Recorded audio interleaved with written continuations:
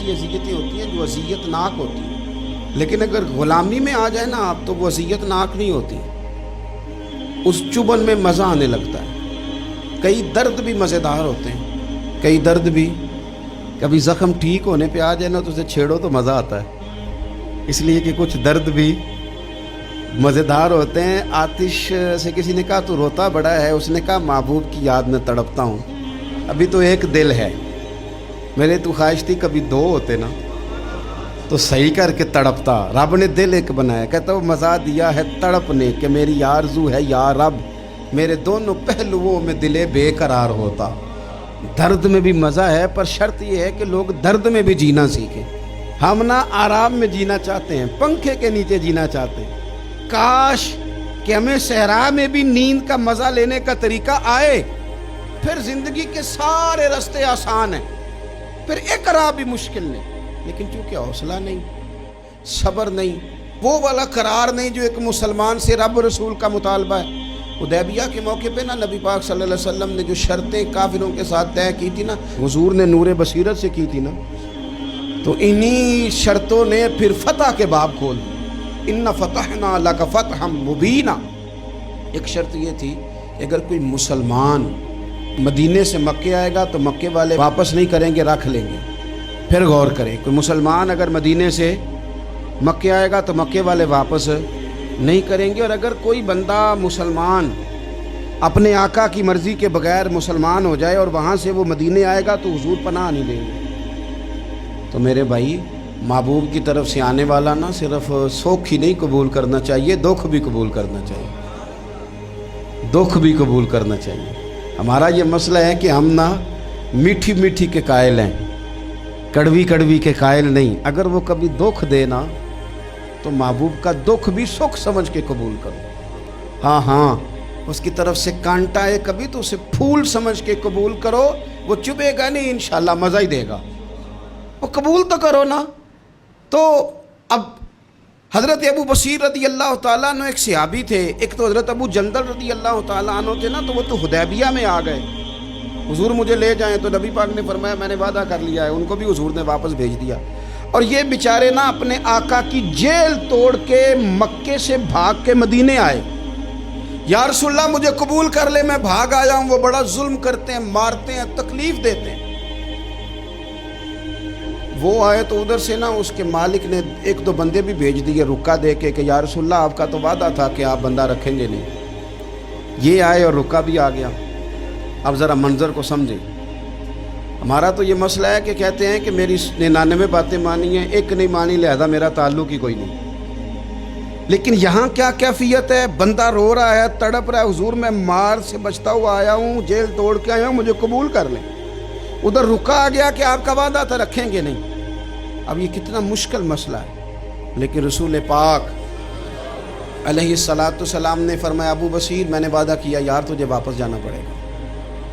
ہوئے ہوئے ہوئے، لوگ تو کہتے ہیں نا کہ وہ پیر صاحب نے کہا تھا تو میرا کام نہیں ہوا، لہذا میری بیعت ہی گئی، چھٹی ہو گئی، ماحول ہی بڑا عجیب ہے۔ حضور نے فرمایا واپس جا، لیکن جے کر یار دے نام دا ملے مینا، پھر انہوں چولی پا لئیے مینے نو انجے سٹیے نہ، جے کر یار دے نام دا، سامنے والے نے تانا سمجھ کے دیا تھا پر یار کے نام کا تھا، اس نے کہا لا صحیح سونے کے نام کا ہے نا، تانا ہوا تو کیا ہوا، جے کر یار دے نام دا ملے مینا، انہوں چولی پا لئیے پنجے سٹیے نہ، جے کر یار دے نام دی ملے سولی، پھر چوٹا چوٹ لئیے تے پیچھے ہٹیے نہ، چوٹا چوٹ لئیے۔ اب لکھنے والے کا بھی اپنا انداز ہے نا، کہتے ہیں یہ بھی میرے لیے جھولا ہی ہے، یہ بھی آرام کی جگہ ہی ہے، چوٹا چوٹ لئیے تے پیچھے ہٹیے نہ۔ حضرت ابو بصیر رضی اللہ تعالیٰ عنہ سے حضور نے فرمایا واپس جانا ہے، کہ سونے ٹھیک ہے، کوئی شکوہ نہیں، کوئی گلہ نہیں، یہ بھی میرے محبوب کا حکم ہی ہے۔ اور کیا بات ہے، میرے نبی وعدوں کے پکے ہیں، کیا بات ہے، حضور نے جو کہا کر کے دکھایا۔ کہتے ہیں میں واپس جا رہا تھا، ایک دو بندے ساتھ تھے، جب مدینے کی حد گزر گئی نا، حضور نے تو کہا تھا نا مدینے میں پناہ نہیں دینی، تو میں نے اس سے کہا یار تلوار بڑی سونی ہے، ذرا دکھانا۔ اس نے دکھائی تو ایک کی میں نے گردن کاٹ دی، دوسرا ویسے ہی بھاگ گیا، اور بھاگ کے حضور کے پاس آیا، جی اس نے تو مار دیا ہے، تو سرکار فرمانے لگے میں نے تو وعدہ پورا کیا تھا نا، تم سے نہیں سنبھالا گیا تو معاملہ تمہارا ہے۔ اب حضرت ابو بصیر رضی اللہ تعالیٰ عنہ واپس آئے، عرض کی حضور اب میرے لیے کیا حکم ہے؟ حضور نے فرمایا میاں حکم وہی ہے، مدینے میں ہم نہیں رکھ سکتے۔ تو مدینے میں صحابہ تھے نا، حضور کی باتوں سے خوشبو لیتے تھے، مدینے میں نہیں رکھ سکتے۔ حضرت ابو بصیر کہتے ہیں میں مدینے کی سرحد سے نکل گیا، اس جگہ چلا گیا جو نہ مکے کی ریاست میں تھا نہ مدینے کی۔ ایک مقام ایس تھا جہاں میٹھے پانی کے کنویں تھے، وہاں رہنے لگا۔ حضرت ابو جندل کو پتہ چلا کہ ایک نیا ٹھکانہ بن گیا، وہ بھی جیل توڑ کے آ گئے، 70 بندے آ گئے۔ وہاں سے قافلے گزرتے تھے کافروں کے، یہ بھی مسلمانوں کو تنگ کرتے تھے، اگر مکے سے کوئی قافلہ گزرتا تھا تو ہم نے بھی ان کو پکڑا، کافر کا مال مال غنیمت اسباب بن گیا۔ اور وہ جب قافلہ لے کے آتے تھے تو ڈرے ہوتے تھے، اور ان کو تو ستایا تھا نا، کہتے ہمیں ستایا بڑا تھا، ہم تو انقلابی بن گئے، ہم تو رکھ لیتے نا، بڑی منت کرتے، بڑی جان مشکل سے چھڑاتے۔ 70 بندے ہو گئے، پھر 300 ہو گئے۔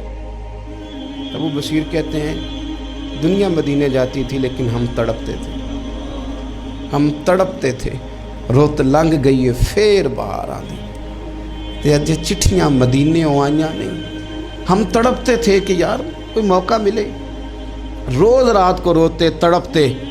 300 انقلابیوں کا جتھا صبر سے بیٹھا ہے مدینے کی سرحد پہ، اندر آنے کی اجازت نہیں، پر غلامی میں روز اضافہ ہو رہا ہے۔ صبر دیکھو، غلامی میں روز اضافہ ہوتا ہے۔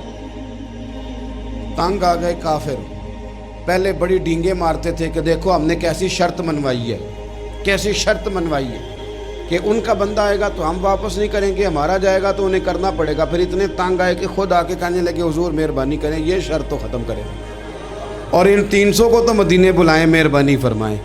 حضور بڑے خوش ہوئے، آج غلاموں کے نام پیغام لکھا، غلاموں کے نام پیغام لکھا، چٹھی لکھی حضور نے۔ چٹھی کس چیز کی لکھی؟ آ جاؤ یار مدینے آ جاؤ۔ چٹھی آئی مدینے آنے کے لیے، حضرت ابو بصیر کے نام چٹھی گئی، آ جا یار مدینے، آ جا تیرے نام پیغام سب لائی ہے سرکار نبی سے، اور آیا ہے بلاوا مجھے دربار نبی سے۔ پیغام آیا۔ حضرت ابو بصیر اتنے بیمار تھے کہ نزع کا عالم تھا، لیکن اس عالم میں بھی انتظار تھا۔ اس آخری ویلے اکھیاں میریاں رات تکنائے تیرا، تیرا تے سجنا کچھ بھی نہیں جانا، یہ پا جاویں ایک پھیرا، تے سر میرے تے آن کھلویں تے پھر پردہ رہ جائی میرا، سوکھا نکلے صاحب ظہوری یہ ویخ لوے مکھ تیرا۔ حضرت ابو بصیر کو نا وہ رکا گیا، حضور کی چٹھی گئی تو یوں چٹھی پڑھی، حضور نے فرمایا آ جانا، رستہ کھل گیا ہے، تو آ جا، کھل گیا رستہ۔ دعا فرماؤ مدینے کے رستے کھل جائیں، کرو نا یار دعا مدینے کے رستے کھل جائیں۔ کچھ ایسے ہیں جنہوں نے سارے دکھ سنانا ہی مدینے جا کے ہوتے، کچھ لوگ ایسے ہیں جن کے دل اور کلیجے پھٹنے کو آ گئے، دعا کرو رستے کھل جائیں۔ حضور نے فرمایا آ جا تیرا راہ کھل گیا۔ حضرت ابو جندل کہتے ہیں میں سرانے کھڑا تھا، حضرت ابو بصیر کے خط پڑھا، مسکرائے، اشارے سے کہنے لگے کہ دیکھ میرے نبی کا خط ہے، حضور کی چٹھی میرے نام آئی ہے، پڑھنا۔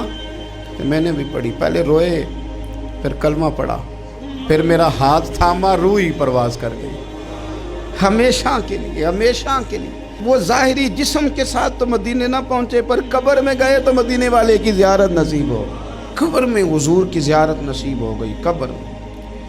حضرت ابو جندل کہتا ہے میں نے جنازہ پڑھا، اور اسی مقام پہ جہاں انہوں نے انتظار کیا تھا نا، وہ مقام میں انتظار ان کا مزار بنا، مزار کے ساتھ مسجد بنی، مسجد کا نام مسجد ابو بصیر رکھا گیا۔ انہوں نے اس انتظار میں جان دے دی، پر صبر کیا، شکوہ نہیں کیا۔